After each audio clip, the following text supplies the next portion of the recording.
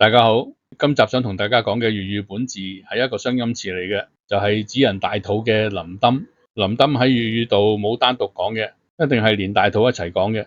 呢個表達方式咧，唔單止粵語有，近古嘅俗文學作品都有唔少嘅。只不過冇人知個詞嘅本形，所以都係各句方音寫出嚟嘅啫。不過個意思係一樣嘅，都係話人個肚好大。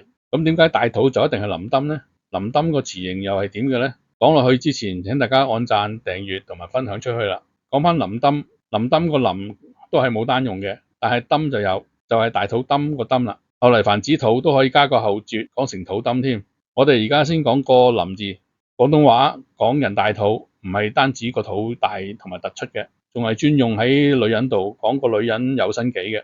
大肚就係懷孕嘅同義詞，就算唔見個肚突出咧，只要個女人懷孕咧，都叫大肚嘅。呢個例咧就係咁樣啦。顯然咧，2個月嘅身孕咧就係未見個肚突出嚟嘅，但係佢就係一樣講大肚。咁大肚就即係等同懷孕。既然大肚就係懷孕嘅代名詞，咁臨蹲嘅本形就揾到啦。同懷孕同義有讀臨蹲嘅詞咧，就係而家讀妊娠嘅呢個詞啦。妊娠就係懷孕，於義有據，大家唔會懷疑嘅。而家我哋先講個妊字。妊字異體有寫成咁嘅，我會盡量減少筆畫嘅字嚟做可用字形嘅，所以用呢個妊嚟做正字。妊而家讀去聲嘅妊咧，係廣韻教嘅，不過同係北宋2大韻書之一嘅雜韻咧，就多收咗個平聲。如臨切就讀淫啦，不過讀淫咧只係佢嘅中古意音嚟嘅啫。上推古音咧，咁上字如咧就屬於日母嘅，古讀咧就歸黎母，即係用 n 嚟發聲，即係古音讀臨。咁臨呢個音咧，我哋就寫成咁。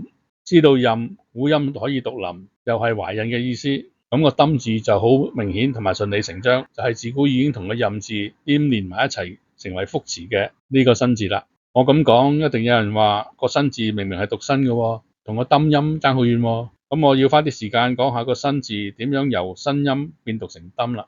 首先個新字咧講韻收2個音嘅，一個係平聲嘅新，一個係去聲嘅震。2個音其實都係同義嘅，都係講懷孕。咁既然同義，又點解有2個音呢？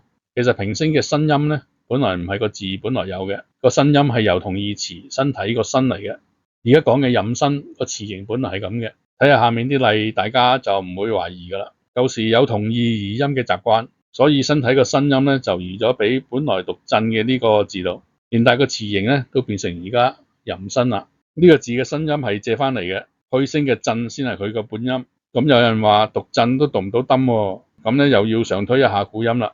切語上字張咧就屬趙母，趙母古讀歸端母，咁古音就係讀蹬嘅，受借翻嚟新音嘅平聲影響，咁佢都可以讀成平聲嘅蹲啦。因為臨蹲自古連言講得多，咁就有疊韻嘅變化，即係固定黏連嘅複詞，前字臨嘅韻就同化咗後字嘅蹲，變成疊韻複詞，同化之後嘅蹲就喺個複詞度讀成蹲啦。